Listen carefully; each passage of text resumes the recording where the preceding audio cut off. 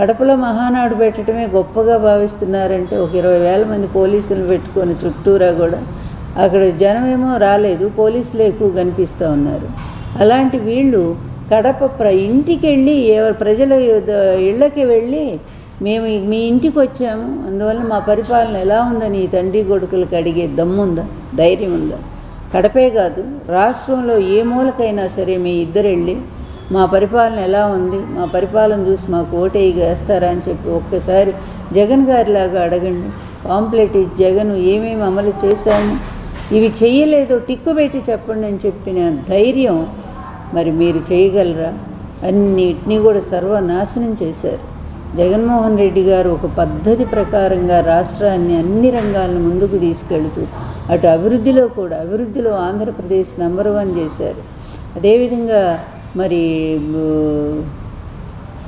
జిఎస్టీలో కూడా ఆంధ్రప్రదేశ్ నంబర్ 1 అయింది, పోలీస్ వ్యవస్థ నంబర్ 1, రైతు భరోసా నంబర్ 1, తర్వాత చేయూత నంబర్ 1, నాడు నేడు స్కూల్స్ నంబర్ 1, ఇలా చెప్పుకు అమ్మఒడి నంబర్ 1.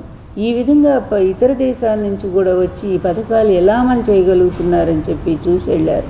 కరోనాలో కూడా హాస్పిటల్స్ అప్పటికప్పుడు ఏర్పాటు చేసి నిజంగా ప్రజలను ఆదుకున్న తీరు ప్రపంచమంతా హర్షించే విధంగా ఉంది.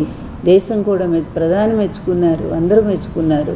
అట్లాంటి గొప్ప పరిపాలన, గొప్ప పాలకుడు, గొప్ప సంక్షేమము వాటన్నిటిని తుంగలో దొక్కి ఈరోజు అమరావతి పేరుతో అడ్డగోలుగా సంపాదిస్తూ మళ్ళీ కూడా ఈ విధంగా తండ్రి కొడుకులు తయారయ్యారు. రాష్ట్రానికి ఒక పీడలాగా చీడలాగా పట్టుకున్నారు వీళ్ళు. అందువల్ల వీళ్ళ గెలుపు కూడా మామూలు గెలుపు కాదు, అడ్డదారిలో గెలుపు అని ప్రజలందరూ చెప్పుకుంటూనే ఉన్నారు.